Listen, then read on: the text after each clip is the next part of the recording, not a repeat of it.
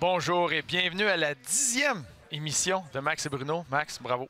On s'est rendu à 10. Oui. Félicitations. Il faut se taper dans le dos. J'ai fait un gâteau pour toi, Bruno, ce soir. Ah, c'est gentil. Oui, j'ai hâte d'y goûter. Très content. On est sur la route aujourd'hui. On est en direct du Centre Bell pour la belle cause du Télédon, la 11e édition. Exactement.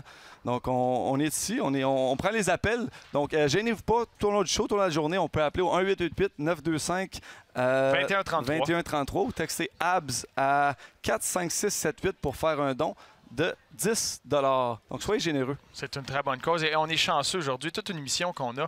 Faut pas oublier que c'est en direct sur RDS, mais ça va être disponible en balado dès ce soir sur toutes les plateformes.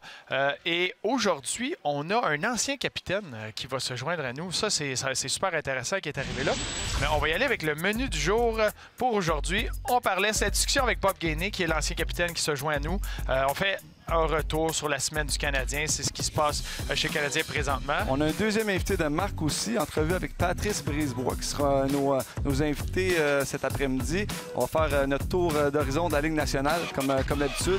Et on va terminer avec nos paris, parce que j'ai encore l'avance sur toi, Bruno.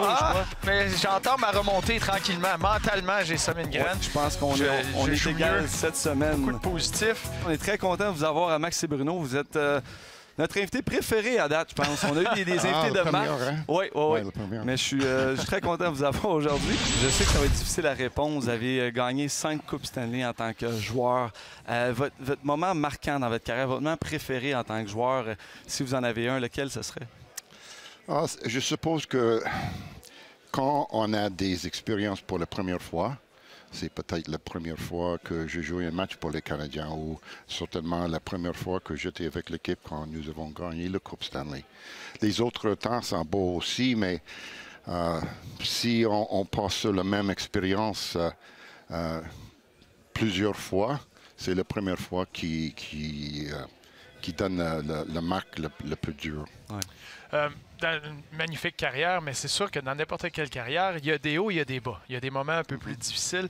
Dans une période creuse, c'était quoi la façon, dans les équipes dans lesquelles vous avez été, la façon de gérer tout ça, la façon d'attaquer quand ça fait 5, 6, 7, 8 défaites de suite? Je suppose la chose que doit rester en place, c'est pour les joueurs de ne lâcher pas. C'est certainement qu'il va gagner encore. J'espère qu'il est plus tôt que plus tard. Mais chaque soir, chaque match est différent que le match avant. Et on doit être prêt individuellement de jouer à leur maximum dans le rôle qu'ils ont sur l'équipe et d'essayer d'aider les autres un peu où il est possible. Et finalement, chacun faire son travail, préparer bien et jouer à votre meilleur. Et certainement, il va gagner, il va changer de direction de leur équipe depuis 2 semaines. Vous avez été joueur longtemps, entraîneur, directeur gérant. Quel emploi dans ces 3 emplois prenait le plus de temps à se préparer? Quel temps passez-vous le plus de temps au boulot? Lequel avez-vous apprécié le plus? Je suppose comme la préparation pour un joueur, c'est préparation, mais c'est fun. Ouais. Les entraînements, les choses qu'on doit faire d'être prêt pour un match. Je suppose le plus de travail que je considère. Le travail, c'est comme entraîneur. Il faut organiser 20 joueurs, peut-être plus, faire sûr que tous les détails sont en place, que tout le monde est prêt de jouer à leur maximum. Et ça prend beaucoup de temps et beaucoup de travail. Je suppose pour un entraîneur naturel, ce n'est pas le travail pour lui. Mais c'est comme moi, comme un joueur, la préparation pour un joueur, il n'était pas difficile pour moi. Comme entraîneur, il était plus difficile. Merci beaucoup. Monsieur Gainey, c'est tout le temps qu'on a. On vous souhaite une belle soirée ce soir. Merci d'avoir été là. Okay. C'était vraiment un plaisir. Merci. Un honneur. Merci beaucoup. La séquence de 8 revers de suite du Canadien. C'est pas facile présentement. Bruno a trouvé des points positifs. Oui, on va il se passe beaucoup de choses présentement. On regarde ce qui s'est passé cette semaine. C'est pas évident. Ça a mal commencé à la dégelée de 8-1 des Bruins mardi dernier. Ensuite, il y a eu le match de jeudi contre les Devils du New Jersey. Ça, c'est un match... C'est des points, là, on parlait du mois de novembre comme un mois pour que le Canadien puisse bien se positionner, accumuler les points avant un mois de décembre, qu'il y a beaucoup de voyagements. Il y a eu la défaite ensuite de ça contre les Flyers de Philadelphie en prolongation, le superbe but d'Ivan Provorov à 1 contre 1. Et finalement, le Canadien qui a beaucoup mieux joué à Boston, mais David Pastrnak a fait encore de sa magie, l'avantage numérique et le Canadien revient encore à la maison bredouille, 100 points. Ça, c'est pas évident. La bonne nouvelle, Bruno, on est à 3 points. Malgré tout ça, tu as 3 points de la 3e place dans l'Atlantique. On est encore au-dessus de 500. Le verre à moitié plein. Pas le choix. Je suis un gars comme ça. Mais toi, là, oui, OK, on peut s'amuser avec les chiffres et amener ça au positif, là, mais tu as vécu des séquences comme ça? Oui. Ça ressemble à quoi l'atmosphère qui se passe présentement dans la chambre? Pourquoi on a l'impression d'avoir une équipe qui... L'effort est là, il y a beaucoup d'occasions, mais il n'y a rien qui clique du côté offensif. Puis d'un coup, un but, et là, ça s'effondre. Bien, j'ai vécu moins de séquences comme ça que toi dans ma carrière. J'ai de l'expérience. Parce que je jouais dans les bonnes équipes. Mais donc, toi, tu as de l'expérience. C'est difficile présentement. Les deux, on a vécu des séquences comme ça, mais jamais à Montréal. C'est un marché qui est quand même avec beaucoup de pression ici. Les gars, ça doit être pesant pour les gars parce que, regarde, on en parle, on est 2 anciens joueurs, on essaie de garder ça quand même positif. C'est difficile et ça doit faire des changements. Ils ont fait justement hier l'appel à Caden Primo pour remplacer Keith Kincaid qui s'en va à Laval. Il a justement passé au ballottage hier et aujourd'hui, il s'en va à Laval. Aussi Pekka qui va remplacer Charles Hudon probablement dans l'alignement ce soir. Donc, qu'est-ce que tu penses de Caden? Tu l'as vu jouer avec le Rocket de Laval. Il y a eu un excellent début de saison avec le Rocket, un excellent début professionnel, très calme, affamé d'apprendre. Vraiment, ce qui ressort de lui, c'est qu'il fait tout ce qu'il a à faire pour devenir un professionnel. Quand tu viens d'une famille de hockey aussi avec son père Keith, qui est souvent dans les entourages, comprend c'est quoi devenir un professionnel. Ça a été plus difficile dans ces 3 derniers matchs, mais c'est dur de vraiment... avec le hockey dans la Ligue américaine, c'est beaucoup plus ouvert, c'est beaucoup plus prompt à des erreurs. Pour un gardien, c'est difficile. C'est pas juste de s'attarder aux chiffres, mais c'est un bon début pour lui. J'ai bien hâte de voir comment il va répondre à l'appel. Claude Julien mentionnait ce matin qu'il y a dans l'horaire du Canadien, il y a 2 matchs en 2 soirs à 2 reprises dans les prochaines semaines pour eux. Donc, il va voir de l'action ici à Montréal. Ça va être intéressant de voir. Pour lui, c'est de venir goûter pendant que Kincaid, lui, reprend son rythme, reprend sa confiance dans la Ligue américaine. J'aime aussi le rappel de Mathieu Pekka. C'en était un qui a connu même chose. Pour lui, ça a été un début de saison difficile. Difficile offensivement. Tu le sais, un gars qui a passé une année complète dans la Ligue nationale, de retourner dans la Ligue américaine. Oui, physiquement, tu es là sur la glace à Laval, mais avant que ta tête s'y replace, ça peut prendre un certain délai. Joël Bouchard a eu des rencontres avec ses vétérans qui sont descendus. Ça l'a pris un moment avant qu'il décolle, mais dernièrement, c'est une des raisons. Lui, il allait très, très bien avec Charles Hudon. Il a aidé Charles Hudon à se faire rappeler. Et maintenant, il allait très bien avec Riley Barber. Offensivement, il est constant, très impliqué, dynamique. Il a une vitesse. C'est un genre de joueur qui rentre dans l'ADN du Canadien. Quand tu as perdu les Drouin et les Byron, tu as perdu beaucoup de vitesse dans le style que le Canadien veut jouer. Et là, avec Mathieu Pekka, c'est ce que tu ramènes à Montréal, un joueur avec beaucoup de vitesse. Puis après la pause, à Max et Bruno, on reçoit un ancien joueur du Canadien, Patrice Brisebois. Donc, restez là.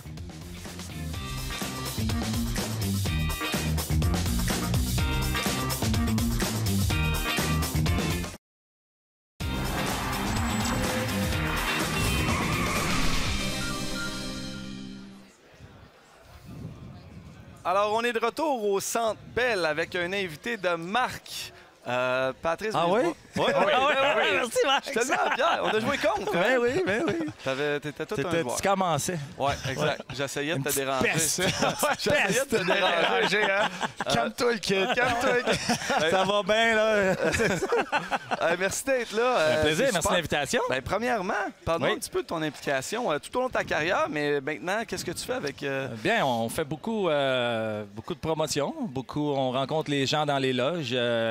Ce soir, Radio Télédon, ça, c'est quelque chose de très important parce que c'est une très grosse levée de fonds pour le club pour l'enfance du Canadien. Alors, j'espère que les gens vont s'y mettre et donner en grand nombre. Puis, fait beaucoup de matchs avec les anciens Canadiens aussi. Ça, c'est très, très, très important. Moi, j'adore jouer encore au hockey. L'année passée, on a joué quasiment 40 matchs partout au Canada. Beaucoup, beaucoup de voyagements, mais les anciens Canadiens, pour moi, je trouve qu'on est les plus beaux ambassadeurs parce que on se déplace puis on rencontre des gens extraordinaires. Des fois, on va dans des petites villes, là, je vous dis, les boys, là, il y a peut-être 1200 personnes. Les 1200 personnes sont à l'aréna. Ils sont tellement contents de te rencontrer, de dire merci beaucoup de venir nous visiter. Puis ça prouve que les fans du Canadien sont partout. C'est ça qui... Là, le monde, ils vont dire « Hey, je t'ai suivi ta carrière, j'aimais la façon dont tu jouais, je peux pas croire que je te parle, je prends une bière avec toi. » Tu sais, c'est ça, les Canadiens de Montréal. Quand tu joues aux Canadiens de Montréal, tu représentes une organisation extraordinaire. Puis après 16 ans, bien, on est fiers d'avoir fait ça. Oui, tu l'as dit, 16 ans. Oui, 16 ans Canadien, oui. C'est dur de quantifier cette ampleur-là, mais un Québécois qui joue 16 ans avec le Canadien de Montréal. Il n'y en a pas beaucoup, hein, Bruno? Je ne sais pas si on va revoir ça, un Québécois qui va faire un 16 ans comme ça avec l'organisation. Tu as fait un petit détour au Colorado avant de revenir. Oui. Explique-moi comment c'est arrivé le moment que tu es parti du Colorado et tu as réussi à revenir à Montréal. Est-ce que c'était important pour toi de revenir terminer ta carrière à Montréal? C'était un de mes buts, honnêtement, parce que pour moi, personnellement, j'ai aimé ça jouer toute ma carrière à Montréal. Moi, un Jean Béliveau, un Bob Gainey, des joueurs comme ça, Henri Richard, c'est ça l'histoire du Canadien, c'est ça les grands noms. Et pour moi, quand je suis venu joueur autonome, avant de signer mon contrat, j'aurais pu aller jouer ailleurs. Mais c'est quoi? Moi, c'était mon équipe, c'était mon organisation, puis c'est ici que je voulais gagner. C'est ici que j'avais gagné la Coupe en 93, à ma première année complète. Et c'est quoi? J'étais trop jeune. Tu sais, je dis pas que je ne l'ai pas apprécié, mais je trouve, j'ai 21 ans, je venais de gagner 2 médailles d'or, la Coupe Stanley. Je me dis, hey, moi, je suis un winner, je vais toujours gagner. Ouais. Et par la suite, j'aurais aimé ça, être un peu plus vieux et la gagner une autre fois ici. Malheureusement, c'est pas arrivé, mais ça, c'est dans le cœur. Tu sais, jouer au Canadien de Montréal, il y a 32 équipes maintenant dans la Ligue nationale, puis... Oui, on veut jouer au hockey, puis on veut performer, puis l'important, c'est jouer. Mais jouer au Canadien de Montréal, quand tu mets ce chandail-là, encore aujourd'hui, je le mets, puis je vous jure, je suis tellement fier. Parce que c'est spécial. Tu sais, j'ai rien contre l'Avalanche. J'ai passé 2 belles saisons là-bas. Mais c'est pas l'histoire du Canadien de Montréal. C'est pas cette tradition-là. Même si ça va pas bien présentement, puis ça fait, une couple d'années qu'ils n'ont pas gagné, ça reste que l'organisation du Canadien, c'est une des plus grandes organisations et je dirais la plus grande organisation. Sans rien enlever à toutes les autres, pour moi, c'est la plus grande. John Hynes, on vient d'apprendre qu'il a été congédié, relevé de ses fonctions au New Jersey. Et c'est un de mes frères, de mes buddies, Alain Nasradine, qui va être nommé entraîneur-chef des Devils du New Jersey. Tu l'as connu, Alain? Est-ce que tu es surpris qu'il soit rendu à la barre d'une équipe de la Ligue nationale? Non, vraiment pas surpris parce qu'Alain, c'est un gars extrêmement intelligent, toujours bien préparé. Ouais. Puis il n'y a peut-être pas une longue carrière dans la Ligue nationale. Premièrement, c'était un bon joueur d'équipe. Ça, c'est une de ses plus belles qualités. Il a tout le temps été là avec ses coéquipiers. Alors lui, quand ça s'est terminé, immédiatement, il est allé dans le coaching. Il a fait ses preuves. Puis c'est peut-être justement le gars qui va ramener cette équipe-là parce que c'est un gars qui était comme ça. Exactement, Max. Exactement. Alors, ça a été fait. Moi, je pense que l'organisation a vu quelque chose en Alain. Qui va, parce que c'est pas une mauvaise équipe. C'est juste ça. Mais hier, ils l'ont été. J'ai regardé le match hier. Ça n'a pas été facile. Ça n'a pas été facile. Pat, merci de ton temps. Merci d'avoir été là. Plaisir, les boys. Félicitations à votre émission. Honnêtement, merci d'être venu. Super le fun. Super gentil. Puis, longue vie à vous autres. On a apprécié. Merci. Wow, tout un départ, hein? On a eu Bob, on a eu Patrice Brisebois. Oui. En cette belle journée, je veux rappeler aux gens d'appeler, donner en grand 1-888-925-21. 21-33. Vous pouvez appeler, faire un don. Vous avez les gens derrière vous qui sont prêts à répondre au téléphone.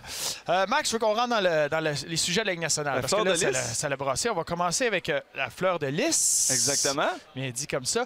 Et le premier dans notre fleur de lys, c'est Alain, un ami. Ouais. Je le connais quand même bien, mais toi, tu le connais comme un frère.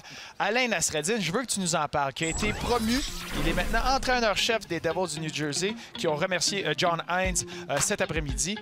Parle-moi d'Alain. Ben, je suis tellement content pour Alain. Ça a été un petit peu mon grand frère dans le milieu du hockey, parce que quand j'avais 20 ans, m'a pris sous son aile. Il a l'air méchant comme ça, mais je vous jure qu'il est super gentil. Alain m'a pris sous son aile quand j'avais 20 ans. Ma première saison dans la Ligue américaine, c'est l'année du lockout. Et lui, il avait 30 ans. Et il jouait pour les Penguins de Wilkes-Barre. Et il m'a pris sous son aile. On a acheté une demeure ensemble. On est devenus vraiment bons chums. Il m'a tout montré, Alain, la vie professionnelle. Donc, c'est un gars qui a joué pour Michel Therrien à Granby dans le temps aussi. Donc, il l'a amené avec lui. Michel Therrien était son entraîneur. Il jouait avec les Penguins aussi l'année suivante. Donc, c'est un gars intense qui a joué, qui a terminé sa saison avec Wilkes-Barre il y a 10 ans et tout de suite est rentré dans le rôle d'entraîneur adjoint à Wilkes-Barre. Même à la fin, c'était un des joueurs-entraîneurs parce qu'il y a 74 matchs dans la Ligue nationale, mais un vrai joueur des mineurs, un vrai vétéran, un leader, quelque chose que tu as besoin dans ton organisation. Mais je valorise beaucoup ce genre de joueurs-là pour les aider. Il a été dans l'organisation des Penguins de Pittsburgh longtemps. Parle-moi de lui dans la chambre. Parce que là, oui, il devient entraîneur, mais les Devils ont dû voir quelque chose en lui qui va l'amener à rassembler cette chambre-là. Il était comment comme joueur, comme capitaine? Bien, on a vu des images de lui derrière le banc. C'est un gars qui est sérieux et c'est un gars intense, qui vit avec passion, qui est là, puis c'est un vrai. C'est un gars qui n'a pas peur vraiment de dire les choses en plein visage, de dire la vérité et d'être là pour toi, mais en même temps, te dire, je suis là, je vais donner les conseils en tant qu'homme, en tant qu'humain.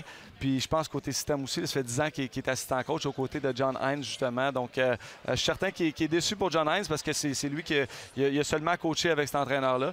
Mais en même temps, regarde, dans ma tête, depuis qu'il a commencé à coacher, Alain Nasreddine, c'est un entraîneur-chef. C'est un gars qui a son système, qui est prêt à faire face à la musique. Donc, je suis très, très content aujourd'hui pour Alain. Bien, félicitations. Alain, bonne chance dans le futur. Et là, le deuxième joueur de notre segment Fleur de lys, un petit défenseur, mais qui est capable de jouer gros des fois, Samuel Girard de l'Avalanche du Colorado, qui, comme à l'image de l'équipe, connaît une bonne saison. C'est un et un. Quand on parle des défenseurs de la nouvelle Ligue nationale, tellement dynamique, tellement mobile, bon avec la rondelle. Et c'est cette brigade-là, la défensive de l'Avalanche, qui bouge bien la rondelle, qui va être tout un défi pour le Canadien jeudi, mais il n'est pas juste capable de bouger la rondelle et de bouger ses pieds. Non, il y a surtout une belle moustache aussi, mon Sam. Une chance que le mois d'avant est fini. Sam, on dirait que c'est un gars qu'on a rencontré un petit peu. On a commencé à voir plus Sam en série éliminatoire l'an passé avec Makar, aux côtés de Makar. Ils ont fait des jeux sur la ligne bleue. Et maintenant, il va de son aise et c'est un joueur tellement explosif. Et cette semaine, il est arrivé un petit incident avec Sam où il a démontré beaucoup de caractère. Et je voulais un petit peu montrer ça. Il y a une bataille cette semaine et vraiment, c'est des poids coqs, ces deux gars qui se sont battus. Et on va le voir ici. Avec beaucoup d'agressivité, justement, avec le meilleur joueur des Blackhawks de Chicago. Il n'a pas accepté le coup dans le dos. Et sans se mêler, donc il ne bouge pas juste les pieds, la rondelle, il est capable de bouger les poings. J'ai parlé après sa bataille, il me disait qu'il avait... J'ai dit, ça va-tu? T'es-tu correct? Il dit, oui, j'ai un petit peu mal à la main. Donc, pour m'avoir battu avant, j'ai dit, j'aime mieux avoir mal aux mains qu'au visage. Et de toute façon, tu as 2 mains et un visage. Donc, on salue Sam Girard. C'est bonne mathématique, ça. Oui.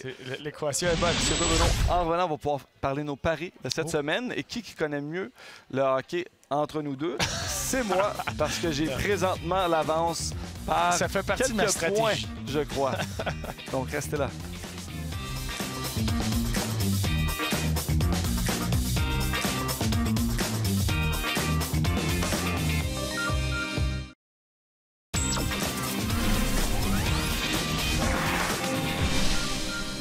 J'aime tellement ce segment de notre émission, Bruno. C'est la tendance cette année, Maxime. Une avance de 4, c'est la pire avance à avoir. Parfait. Et c'est drôle parce que tu n'as pas encore eu de points pour ton match de la semaine. Cette semaine, oui, tu l'as eu? Oui, je l'ai eu. Okay, ça commence. Là. Ça commence. J'ai bâti 2 points cette semaine. Parfait. Alors, ça a été égalité cette semaine. par la part de McDavid, qui avait un retard de 3 points sur Joe Salon pour qui allait marquer le premier 50 points. Donc, cette semaine, les deux ont atteint 50 points le même match. Oui. Mais McDavid l'a fait. Mais pas sur le même jeu. Pas sur le même jeu. OK. Cette semaine, Bruno, oui. J'avais le premier choix. C'est toi qui avais le premier choix. Donc, moi, j'ai choisi que le Canadien allait perdre contre Colorado jeudi soir. Donc, dans ça ton serait match un point. du Canadien, tu as pris le Colorado. Oui. C'est bien. L'Avalanche va bien. Oui. Moi, dans mon choix de la semaine du Canadien, j'ai pris le Canadien ce soir. Là, c'est assez. J'ai l'impression qu'ils ont très bien joué au dernier match. Il y a ils peuvent bâtir là-dessus. Puis j'ai pris le Canadien contre les Islanders. Parfait. Le match de la semaine, comme on choisit à chaque semaine un match à travers la Ligue nationale. Ça, c'était drôle parce qu'on était au téléphone ensemble pendant que je choisissais ton match. Et de tous les matchs, de toute la semaine, je disais à Max, OK, moi j'ai mon choix, fais le tien. Puis là, il a pris le match que j'avais choisi. Mais c'est pas grave! J'en ai choisi un deuxième. Là, j'étais un peu nerveux, par exemple, parce que Maxime a choisi les Oilers d'Edmonton à la maison contre les Sénateurs d'Ottawa. Excellent choix. Et moi, j'ai pris les Prédateurs de Nashville à la maison contre les Devils du New Jersey. Mais là, il y a un changement de coach au New Jersey. Et c'est Alain Nasreddine, un ami du show, Max et Bruno, qui est en charge. Là, je suis nerveux. Je suis nerveux. Ben, tu sais qu'est-ce que ça amène, un changement d'entraîneur. Hein? On voit avec Sheldon Keefe ce qui s'est passé à Toronto. On se dit, est-ce qu'il va se passer la même chose avec les Devils? On l'espère pour Alain. Il pourrait perdre en prolongation. Oui, mais non, il pourrait perdre du coup. Moi, je crois que les Devils vont partir sur une lancée.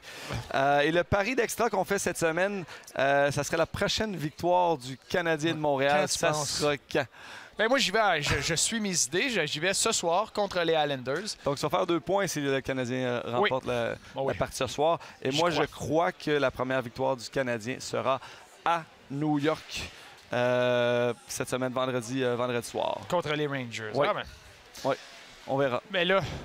Commentaire sur la semaine qui s'en vient du Canadien. Ben, moi, tu sais, le Canadien continue à bâtir. Continue à bâtir sur ce qu'ils ont fait du dernier match. Et là, l'horaire devient de plus en plus ardu pour eux. Tu sais, les matchs faciles, les points ramassés à terre, c'était supposé être un peu plus tôt, mais ça n'existe plus, ça, des matchs faciles. Donc, moi, je vois le Canadien, il joue mieux quand il joue contre des grosses équipes, et c'est ce qui va se passer. On vous remercie beaucoup de vous être occupé de cette heure chargée et d'avoir éclairé les gens au cours de la dernière heure. Nous sommes arrivés au Centre Bell, Yannick. Oui, on rappelle les numéros de téléphone peut-être pour donner. Oui. Voyons, les gars! On les a ici. C'est 1-888-925-2133. On l'a appris. Vous les dites depuis le début de la journée, vous, hein? Ça a bien été? Oui, effectivement. Ça a très, très bien été. Puis les gens sont généreux à part de ça. C'est ça qui est intéressant. Avez-vous fait un don? Bien sûr. On fait des dons. Évidemment, c'est à la hauteur de nos capacités. On ne donne pas de l'argent comme pourrait en donner d'anciens joueurs. On n'est pas dans un ancien joueur de la Ligue nationale. Si tu veux qu'on aille là-dessus, on peut très bien y aller. Non, c'est OK. Parfait. On ne parlera pas de vos dons. Mais je vous écoutais tantôt quand on s'est parlé avant qu'on s'en vienne au Centre Bell et vous disiez, on a déjà été joueurs, nous, et on était dans une équipe où ça allait pas bien, puis il y avait un événement comme ça. Se passait comment? Bien, dépendamment des situations, mais c'était le but, c'est de créer cette bulle-là autour du groupe et de réaliser, parce qu'il faut que tu oublies le fait que tu penses avoir de l'aide à gauche et à droite. Ça va se passer avec le groupe que tu as. Et moi, je me rappelle, Ted Nolan, un des exemples que j'ai donné un peu plus tôt, où on s'est retrouvés en équipe. Et juste de passer du temps ensemble, de ramener le plaisir, un enthousiasme qui a été contagieux, qui s'est retrouvé sur la patinoire, a fait une différence. Ça l'a viré notre début de saison de côté. Moi, j'ai hâte de partir sur la route aussi. Partir sur la route, s'échapper, passer du temps ensemble.